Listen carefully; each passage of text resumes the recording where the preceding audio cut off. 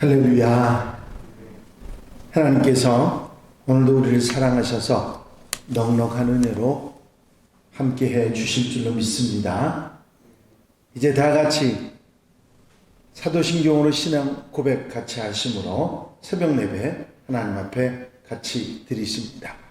전능하사 천지를 만드신 하나님 아버지를 내가 믿사오며 그 외아들 우리 주 예수 그리스도를 믿사오니 이는 성령으로 잉태하사 동정녀 마리아에게 나시고 본디오 빌라도에게 고난을 받으사 십자가에 못 박혀 죽으시고 장사한 지 사흘 만에 죽은 자 가운데서 다시 살아나시며 하늘로 오르사 전능하신 하나님 우편에 앉아 계시다가 저로서 산 자와 죽은 자를 심판하러 오시리라. 성령을 믿사오며 거룩한 공예와 성도가 서로 교통하는 것과 죄를 사해 주시는 것과 몸이 다시 사는 것과 영원히 사는 것을 믿사옵나이다. 아멘. 할렐루야. 오늘 함께 보실 하나님의 말씀은 민수기 11장 24절 말씀부터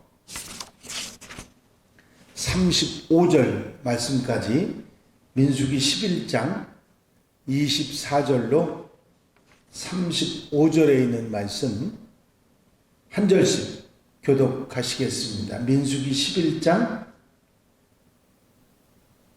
24절에서 35절에 있는 말씀입니다.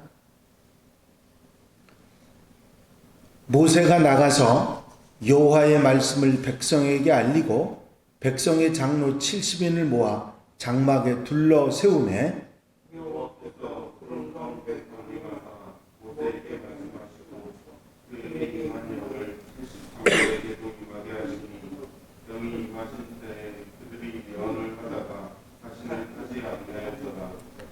그 기명된 자 중 엘다시라 하는 자와 메다시라 하는 자 두 사람이 진영에 머물고 장막에 나아가지 아니하였으나 그들에게도 영이 임하였으므로 진영에서 예언한지라.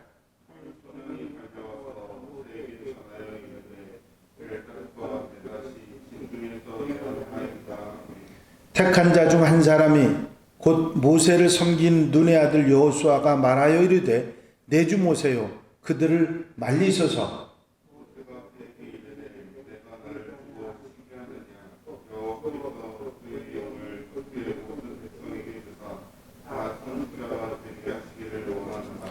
모세와 이스라엘 장로들이 진중으로 돌아왔더라.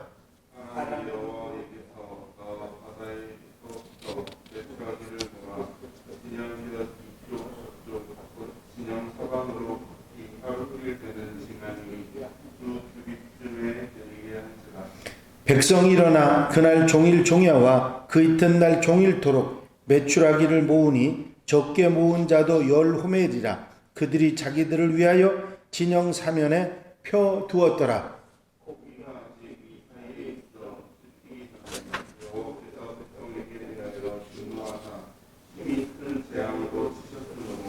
그곳 이름을 기브롯 핫닷와 아와라 불렀으니 욕심을 낸 백성을 거기 장사함이었더라.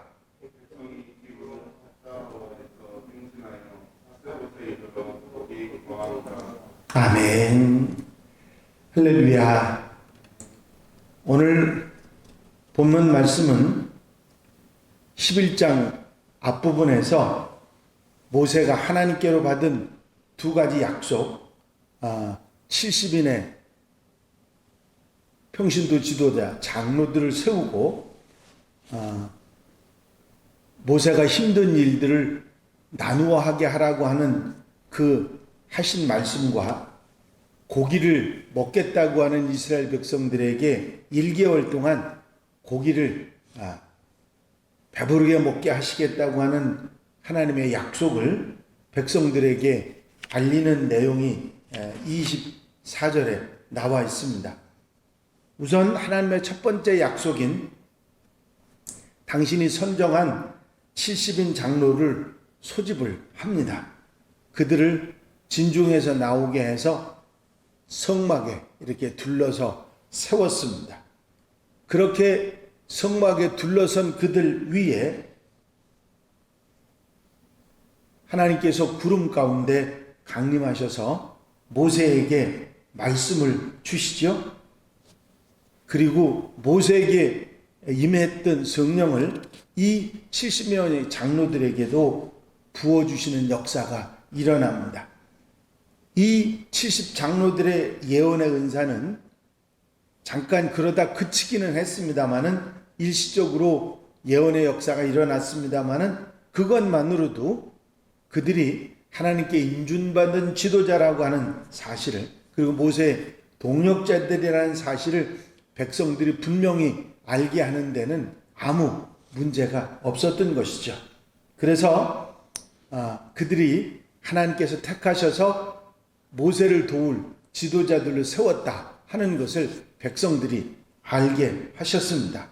그런데 이 70인의 명단에 기록됐던 두 사람, 엘닷과 메닷이라는 사람은 모세가 불렀는데도 진영에 머물러 있고 나오지 않았습니다.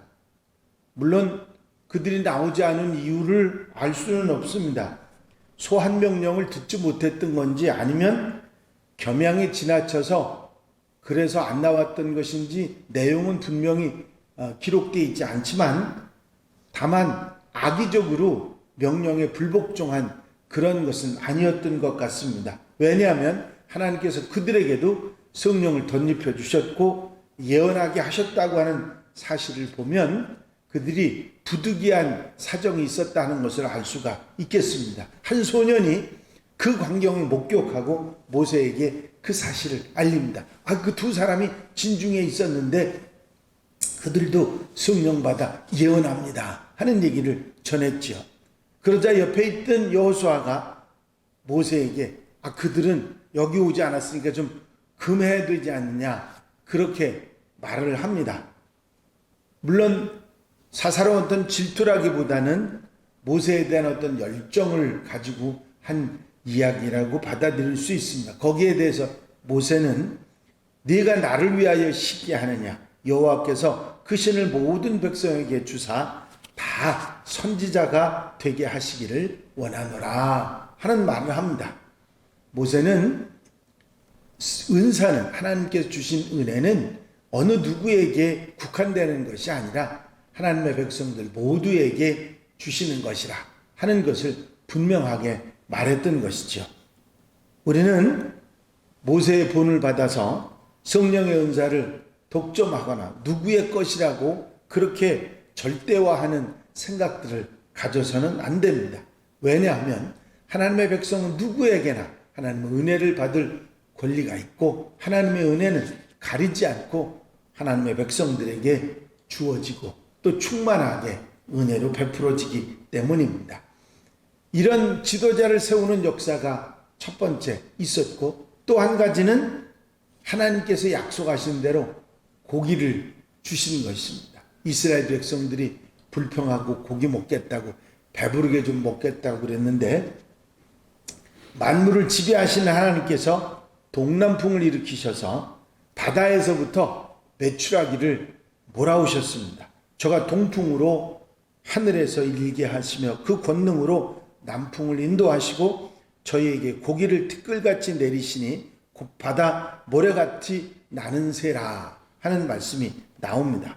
그래서 이스라엘이 있었던 그 진영의 동서남북 사방으로부터 한 하룻길, 사람이 최선을 다해서 갈 수 있는 하룻길, 백리길 정도 생각하죠? 한 32km 정도 되는 그 넓은 땅에 메추라기가 내렸는데 어느 정도로 쌓였느냐면 2규빗 정도가 쌓였다 그랬어요. 2규빗은 우리로 얘기하면 한 90cm 정도 되는 그런 엄청난 깊이로 메추라기가 쌓인 것입니다. 상상할 수 없는 얘기죠. 사방으로 가는 32km나 되는 그 먼 거리에 90cm나 되는 메추라기들이 사방 지명에 널렸다고 하는 것은 상상할 수 없는 엄청난 일입니다. 그런데 백성들은 그 엄청나게 내린 메추라기를 보면서 하나님을 멸시한 죄는 회개하기는커녕 무절제한 탐욕에 사로잡혀서 메추라기를 막 긁어 모읍니다. 그래서 최소한 적게 모은 사람이 10호멜, 10호멜이라고 그랬는데 그건 리터로 따지면 2200리터. 그러니까 2200리터면 2리터가 우리 피트병 하나 아닙니까? 그러면 그걸 한 마리로, 메추라기 한 마리로 친다고 하더라도 2200리터. 1100마리. 제일 적게 모은 사람이 1100마리 메추라기를 끌어모았다고 하는 얘기지요. 거기다가 진 사방에 펴서 말려서 건조해서 보관해 두려고 하는 그런 시도까지 하는 것을 보게 됩니다.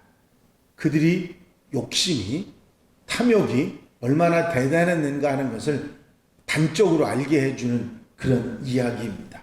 여기에 보면 자기를 위하여 하는 표현이 나오는데 더불어 함께 하는 마음보다는 욕심껏 그거를 끌어들여서 쌓아놓고 한 사람이 1100마리나 제일 작게 가져온 것이 그렇게 가져오고 그리고 그걸 사방팔방에 널려 말려서 오랫동안 먹으려고 그렇게 했던 모습들이 봅니다. 하나님께서는 그들에게 어느 정도의 먹을 시간, 배부르게 하겠다고 약속하신 대로 먹을 시간을 주셨지만 고기가 아직 그들의 잇세에 있을 때에 탐욕자들, 그 욕심이 눈이 어두운 그들을 심히 큰 재앙으로 심판하시는 이야기가 나옵니다. 그 후로 그곳을 기브롯 핫다와라고 탐욕의 무덤이라고 명하시는 것을 볼 수가 있습니다. 우리가 야고보서의 말씀 잘 알고 있죠? 욕심은 죄를 낳고 죄가 장성하면 사망을 낳게 되느니라. 오늘 우리에게 주신 것 감사하며 자족하는 마음으로 사는 게 얼마나 큰 지혜인지 그리고 신앙인다운 모습인지를 우리에게 가르쳐주는 이야기입니다. 욕심의 결과는 결국 그 욕심 때문에 죄를 짓게 되고 욕심이 눈에 사로잡히게 되면요 소위 말하는 되는 없는 그런 사람이 돼서 판단도 생각도 지혜도 다 없어져 버리고 그 욕심이 그 사람을 망하는 대로 끌고 가는 그런 일들이 있는 것입니다.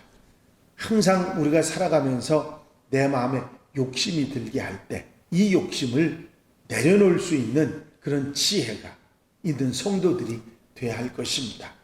하루를 살아가면서 우리 마음속에 들어오는 욕심들을 잘 정리하고 절제하면서 하나님의 백성으로 말씀을 따라 좌로나우르나 치우치지 아니하고 믿음의 길, 말씀을 따라가는 길을 잘 지혜롭게 가는 하나님의 백성들이 되어야 될 줄로 믿습니다. 이 욕심에 사로잡혔던 이 탐욕의 무덤이라고 하는 곳에 그 욕심과 함께 이스라엘 백성들 탐욕이 심했던 사람도 거기에 매장되었다고 하는 사실을 우리는 분명히 기억해야 됩니다. 욕심이 결국은 그 사람을 망하게 하고 죽게 한다고 하는 사실이지요. 우리 마음속에도 언제나 욕심은 있습니다. 그 욕심이 우리 속에 있지만 그것을 절제하고 자제할 줄 아는 하나님의 백성들, 하나님 말씀으로 조절할 줄 아는 사람들이 돼야 우리는 이 땅에서 어리석지 않은, 범죄하지 않고 잘못 살지 않을 수 있다 하는 사실을 깨닫게 되는 것입니다. 오늘 우리에게 주신 모든 것이 내게 넉넉하다 자족하는 그런 마음을 가지고 감사하면서 오늘 하루를 살아간다면 우리 마음에 편안하게 살아갈 수 있을 줄로 믿습니다. 욕심은 우리 눈을 어둡게 합니다. 그리고 제대로 판단하지 못하도록 만듭니다. 욕심은 우리에게 신앙생활에 있어서 가장 큰 적중의 하나임을 잊어버리지 말아야 될 것입니다. 오늘 하루도 아름답게 복되게 주님 주신 은혜 속에 아름답게 복되게 은혜로 사는 하나님의 백성들이 다 되시기를 주의 이름으로 축원합니다. 축원합니다. 기도드리십니다. 사랑과 은혜가 용시 많으신 아버지 하나님, 오늘도 주님 전에 엎드려 또한 하나님 앞에 기도하며 하루의 삶을 시작할 수 있도록 인도하신 주의 은혜를 감사를 드립니다. 아버지, 오늘 주신 말씀처럼 어리석은 욕심에 사로잡히지 않고 말씀을 따라 좌로나 우로나 치우치지 아니하고 믿음의 길을 잘 가는 하나님의 백성들, 성도들이 되게 하셔서 기쁨 가운데, 은혜 가운데, 주의 사랑 가운데 살아가는 복된 날이 되게 하옵소서. 오늘 함께 기도하며 말씀드리며 아멘하며 출발하는 성도들 하루를 축복해 주셔서 넉넉한 은혜와 주의 사랑 가운데 살아가는 강건한 한 날이 되도록 축복하옵소서. 허락하시고 인도하시고 함께해 주실 줄로 믿사옵고 예수 그리스도의 이름으로 기도하옵나이다. 아멘. 할렐루야. 오늘 라이브 예배에 참석하신 분들을 보니까 저 미국에서 조명순 권사님도 참석을 하셨고, 또 안종환 권사님 인천에서도 참석하셨고, 또 멀리에서 연설자 권사님 또